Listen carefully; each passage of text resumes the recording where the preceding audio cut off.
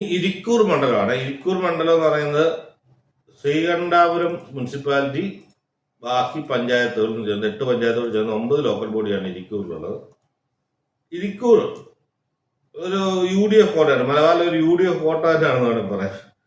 ഇപ്പൊ UDF 76,000 വോട്ടാണ് ഇപ്പം പഞ്ചായത്ത് തെരഞ്ഞെടുപ്പ് കിട്ടിയത്. അവിടെ 50% കൂടുതൽ വോട്ട് UDFന് കിട്ടി എന്നുള്ളതാണ് അവിടുത്തെ ഏറ്റവും വലിയ ഒരു പോയിന്റ്. LDFന് 30% വോട്ടുകൾ, 45,000 വോട്ടുണ്ട്. അത് സ്വതന്ത്രം എല്ലാം കൂടെ ഒരു 20,000 വോട്ടോളം ഉണ്ട്. NDAക്ക് വളരെ ചെറിയൊരു പ്രസൻസ്, 5% വോട്ടേ ഉള്ളൂ.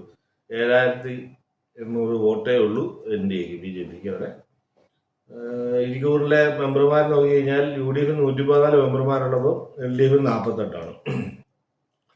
പകുതിയിലും കുറവാണ്. അതേഴ്സ് 12, NDAക്ക് 1 മെമ്പർമാരുള്ളത്.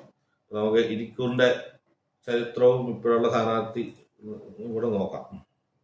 2011 KC ജോസഫ്, അദ്ദേഹത്തിന്റെ തുടർച്ചയായുള്ള മണ്ഡലമാണ്. കോൺഗ്രസ് 2011 UDF ജയിച്ചു. 2014 അദ്ദേഹം തന്നെ ജയിച്ചു. അദ്ദേഹം തന്നെ ആയിരുന്നു നിന്നത്. 2021 വീണ്ടും കോൺഗ്രസ് ജയിച്ചു. സ്ഥാനാർത്ഥി മാറി സജീവ് ജോസഫ്. അത് കേരള കോൺഗ്രസ് മാണി ഗ്രൂപ്പിന് ഇപ്പോൾ കൊടുത്തിരിക്കുകയാണ് ഈ LDF ക്യാമ്പ്. ഇപ്പോൾ 2016 ഇപ്പോഴത്തെ 2026 വരുമ്പോൾ തന്നെ കേരള കോൺഗ്രസ് മാണി ഗ്രൂപ്പാണ് അത് മത്സരിക്കുന്നത്. സജീവ് ജോസഫ്, അദ്ദേഹം സിറ്റിംഗ് MLA ആണ്. അദ്ദേഹമാണ് UDFന്. പിന്നെ NDAക്ക് ശ്രീനാഥ് പത്മനാഭനാണ് NDAക്ക് വേണ്ടി മത്സരിക്കുന്നത്.